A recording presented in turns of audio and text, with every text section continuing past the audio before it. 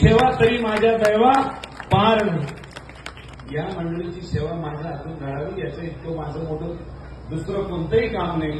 बाबा मी त्या दिवशी गडावर आलो, आज मला कळलं आता निकडकला येत आहे, असा जीव तुकतुक होत होता। एकीकडे आमचं काम चालू आहे बाबाला जोरात, पळ पळ पळ पळीपर्यंत नाही पण बसली। आम्ही लई परेशानी सगळे बघा, आपण सगळे परेशान, हे परेशान आम्ही परेशान, बाबा किती शांत बसले, कारण आहे काही स्वार्थच नाही, आम्ही स्वार्थी होतो बाबा। यांना वाटतं मला मिळालं पाहिजे, मला वाटतं मला मिळालं पाहिजे, कारण आपण संसारिक माणसं आहोत, हे स्वाभाविक आहे, ते काही वेगळं नाही। कारण हे सुद्धा काम बाबांनी सांगितलंय कुणीतरी केलंच पाहिजे। हे चालवायची गादी जशी बाबांची गादी चालवत आहे तशी प्रशासनाचं काम सुद्धा कुणी ना कुणी चालवलं पाहिजे। आणि म्हणून दर 5 वर्षांनी घटनेप्रमाणे आपल्याला लोकांच्या दरबारात जावं लागतं।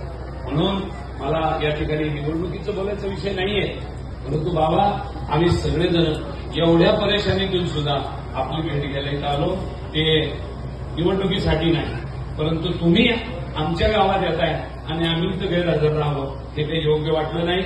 म्हणून मी परत एकदा बाबा आपल्या चरणी नतमस्तक होतो।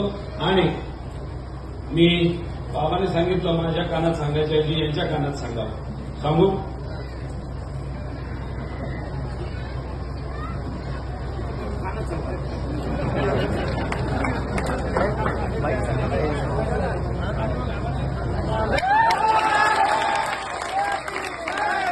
मी परत एकदा आपल्या सगळ्यांना धन्यवाद देतो।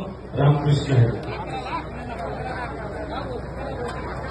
मी बाबाला विनंती करतो की आता त्यांनी कीर्तनाला सुरुवात करा। अजून कोणाचे काही आकडे राहिलेत का? डिक्लेअर करा। विजय नागरे यांचे 2000 रुपये रोख आले।